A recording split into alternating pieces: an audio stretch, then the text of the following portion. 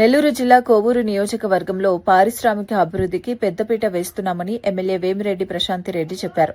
కొడవలూరు మండలం రాచర్లపాడులోని ఇఫ్కో కిసాన్ సెజ్లో 10,000 కోట్ల పెట్టుబడులతో వివిధ పరిశ్రమలు రానున్నాయని తెలిపారు. దీంతో యువతకు భారీ స్థాయిలో ఉపాధి అవకాశాలు లభిస్తాయని చెప్పారు.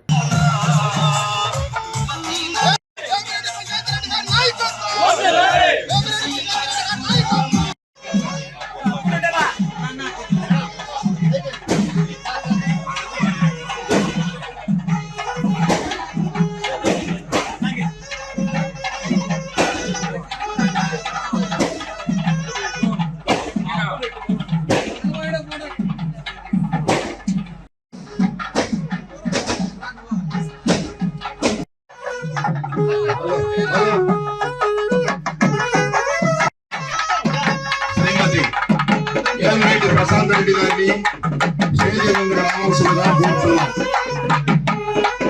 అలాగే ఎంఆర్ఓ గారిని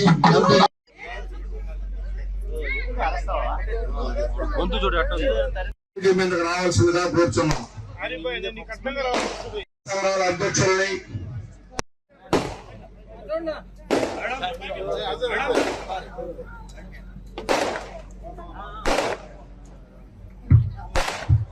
నమస్కారాలు.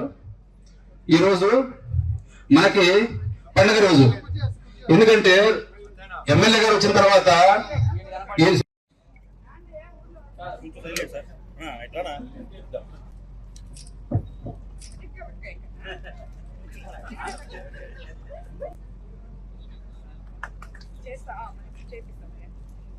మేడం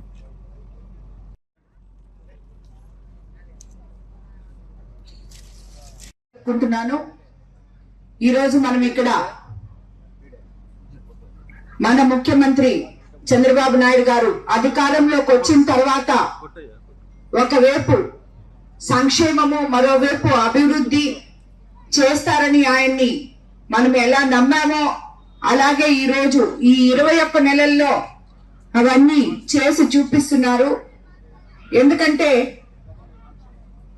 మీ కొడవలూరు మండలంలోనే 3 రోజుల నుంచి నేను ప్రారంభోత్సవాలైతేనేమి శంకుస్థాపనలైతేనేమి చేస్తున్నాను. అంటే అది ఆయన మనకి ఇచ్చిన ఫండ్స్ వల్ల. ఇప్పుడు మికిలంపేటలో చూస్తే 50 సంవత్సరాల క్రితం వేసిన రోడ్ ని మనం 90 లక్షలతో మొన్న వేసుకొని ప్రారంభించుకోవడం జరిగింది. అదే విధంగా నిన్న బసవాయపాలెంలో రోడ్ లేన్ దగ్గర అలాగే హెల్త్ సెంటర్ లేన్ దగ్గర అక్కడ 45 లక్షలతో అభివృద్ధి పనులు చేసుకున్నాం. ఈ రోజు రేగడి చిలుక ఇలా చెప్పుకుంటూ పోతే ప్రతిరోజు ప్రతి గ్రామంలో మనం శంకుస్థాపన చేసుకున్నాం, ప్రారంభోత్సవాలు చేసుకున్నాం. అందుకు నిధులు మంజూరు చేసిన సీఎం చంద్రబాబు నాయుడు గారికి మన కోవూరు నియోజకవర్గ ప్రజల తరపున ధన్యవాదాలు తెలుపుకున్నాను నేను.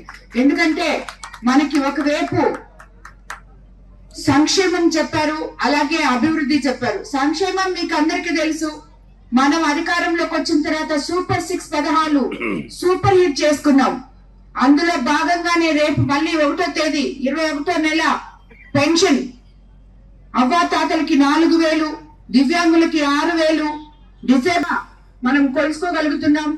దానికి ఇది రైతుల పక్షపాత ప్రభుత్వము అని చెప్పి మన ముఖ్యమంత్రి చంద్రబాబు నాయుడు గారు నిరూపించుకోగలిగారు.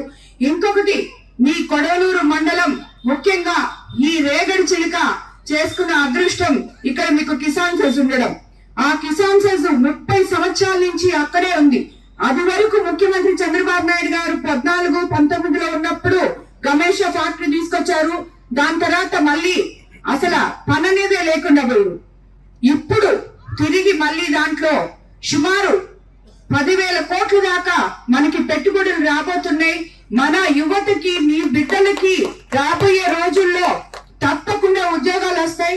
మీరందరూ చూసారు ఈ మధ్య కూడా ఎట్టి పరిస్థితుల్లో మనకి 50% ఉద్యోగాలు స్థానికుడికి ఇవ్వాలి అని చెప్పి కూడా చెప్పడం జరిగింది.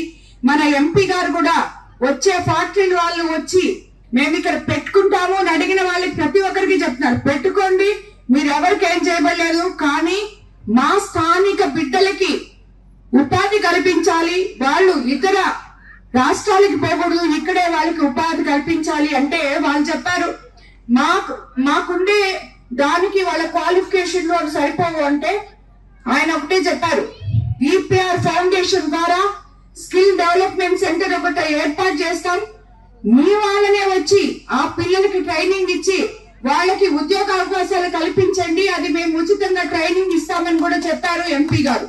కాబట్టి